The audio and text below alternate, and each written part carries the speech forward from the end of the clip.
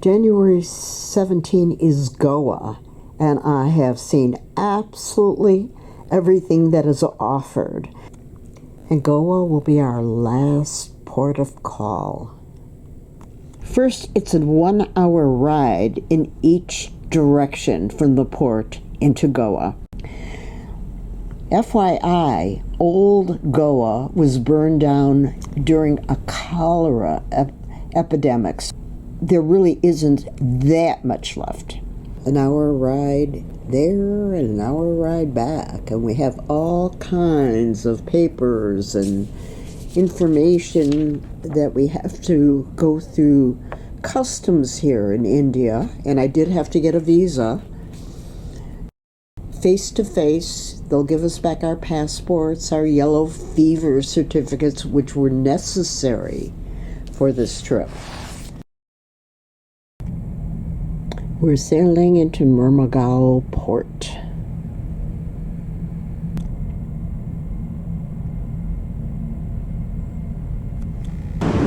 Out there you can see the gazillion tour buses and cars already lined up for day tours. I'm going to see the churches of Goa.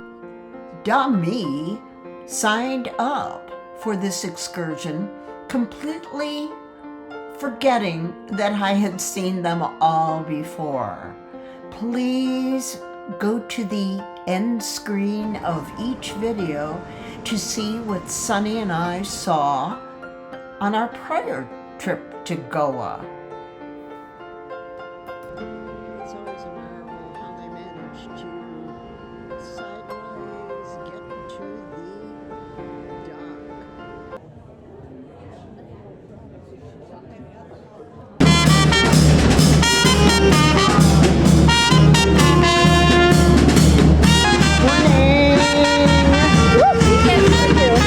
Collection of the passports and everything.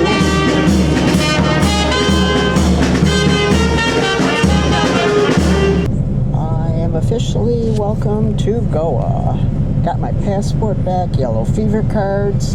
FYI, the CDC changed all the rules, or rather the World Health Organization changed the rules. 1 yellow fever is good for your lifetime, so you do not have to go get another one after 10 years like we used to have to. I sincerely doubt that there is going to be an abundance of passengers on my church tour. I mean, if you've never been to Goa before, you want to see everything.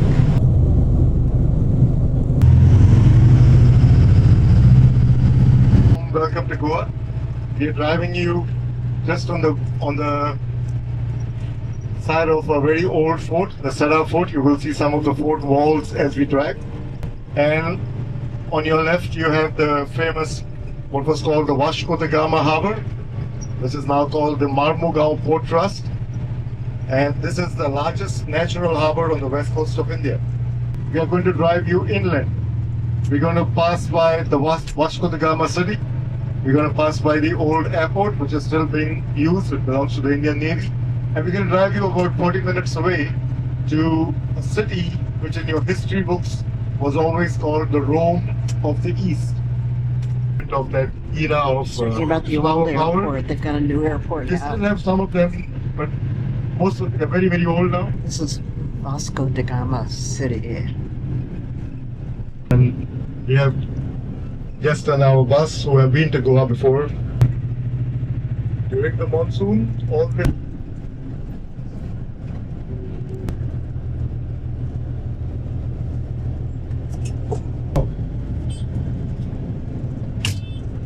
we are in Old Goa. This is the old capital city of Goa. The holy tree of Hinduism and the holy tree of India with the stranglers, and a very new and colorful Hindu temple on your left. It's very colorful. You have the guards outside. Banyan tree is the holy to India because that's where the Guru sat below the tree and said, "Oh, Gandhi." You know, this is a very rare statue where he's with a small child. It's supposed to depict a poor child who's in carrying rags and a barn unit to clean the place.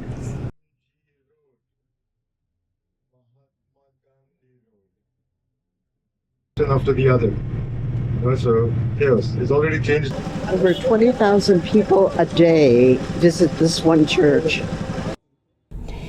And we'll begin at the renowned Basilica of Bom Jesus, a UNESCO World Heritage Site where the preserved body of St. Francis Xavier rests in a magnificent silver casket. The Basilica of Bom Jesus was constructed in 1594. Don't expect to see the relic of St. Francis Xavier at close quarters. The holy remains are brought down for veneration only once every 10 years.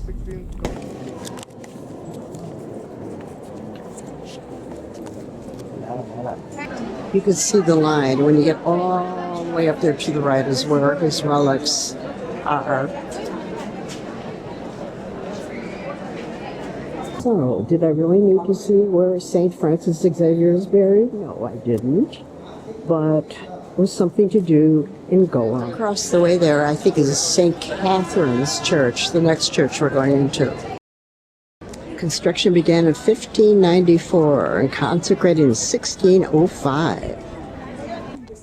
St. Catherine's Cathedral, a striking monument to the Portuguese wealth and power, with a vast Corinthian interior divided by imposing pillars. It's also adorned with 15 chapels and a gilded main altar that belonged to the bishop until the 19th century.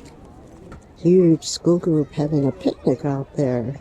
The churches, most of the children go to church schools. The legendary Golden Bell still rings from the cathedral's lone remaining tower, echoing its turbulent history. The main altar is flanked by altars of Our Lady of Hope and St. Michael. This one is covered with frescoes. I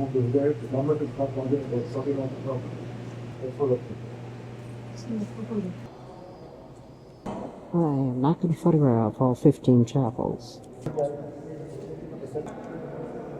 That is some altar.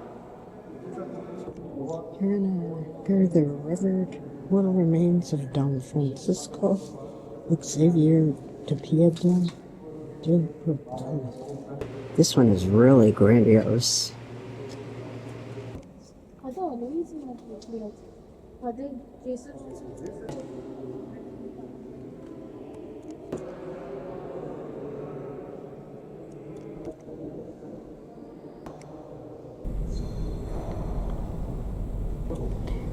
The interesting part about the cathedral is that it was built on the remains of an earlier structure. It took 50 years until it was completed in 1619, but only consecrated in 1640.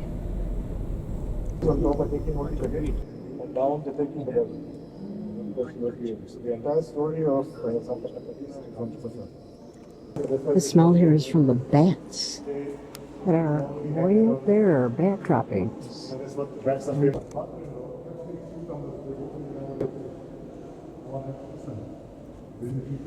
So the Portuguese said, okay. So they put this thing.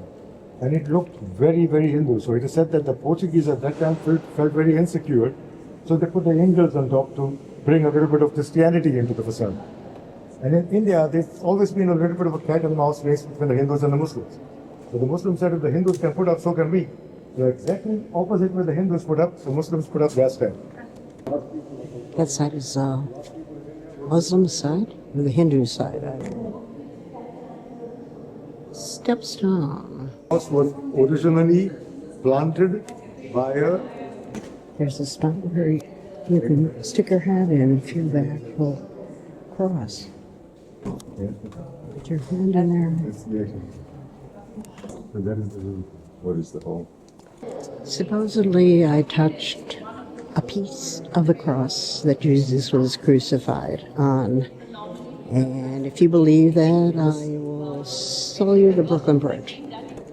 This is from the 1500s. This was actually a stairway to go up to the tower. Then they knocked it down after the tower fell. This is the baptismal font that used to be in another church. And St. Francis Xavier, whose body we saw in that church, he used to baptize people in this font in another church. That church came down.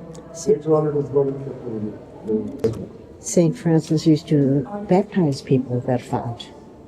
the golden bell. I think he said that there were two towers. But not a fool. Great sound. In the niche in the center, you have Santa Catarina standing on the Sultan and drugging it. Lightning struck it. It's the other tower. You're looking at is called the Viceroy's Ark, or is also known as the Victory Ark. The Portuguese is said to have touched land somewhere by this, the river that you're seeing. So they came by boats. They touched land over there. And this Viceroy's Ark was built by Francisco de Gama in honor of his grandfather Vasco da Gama.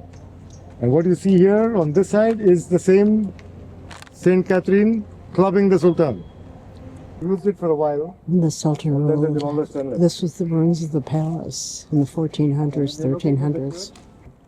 People posing in the entrance to the Sultan's palace. This church that was built to resemble St. Peter's. At one time, frescoes covered the entire church. Church of St. Cajetan, inspired by St. Peter's Basilica in Rome. This will give us a glimpse into Goa's colonial past. They haven't been touched. They're all pretty good. They found four Portuguese noblemen that had died and were left here. During restoration, they found down Also for the in reason why the sacristy. we have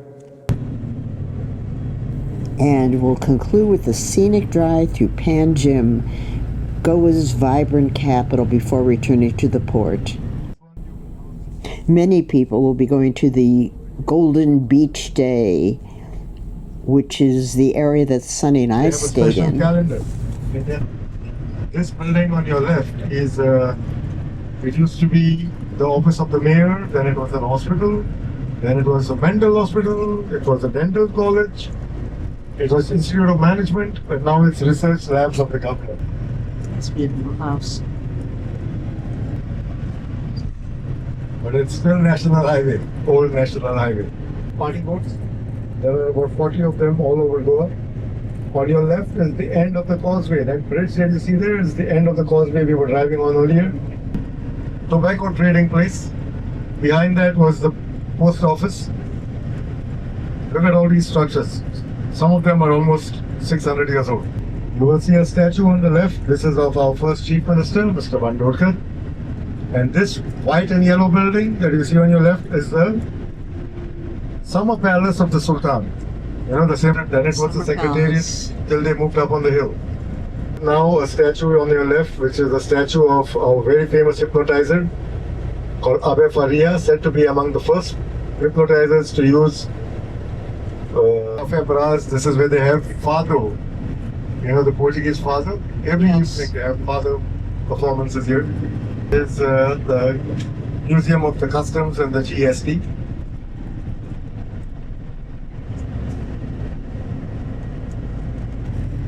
The colors, yellows and blues. Because these casinos, according to their license, they have to be 5 nautical miles outside the high tide level. But here they are in the middle of the river, all because of Alibaba and the 40 thieves. White one, on your right. This is a live gaming casino, That's Big and Daddy. it looks like a shark. Lights on, it looks exactly like a shark.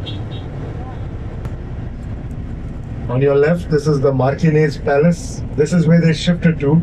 Originally, they had a bigger one, but then they donated that palace to become the first allopathic medical college in Asia. Medical college is the Inox multiplex where you can watch a lot of the Bollywood and Hollywood movies.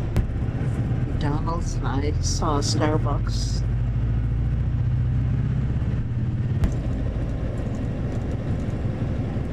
Okay. All these people are waiting to pick up their children after school at 1 o'clock.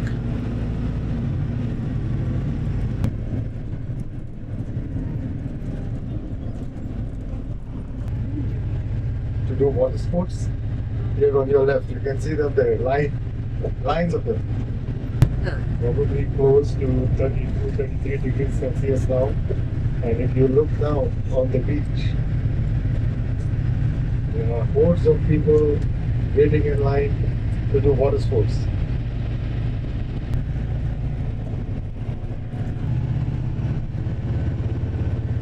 The walls of the fort. Those walls of the fort.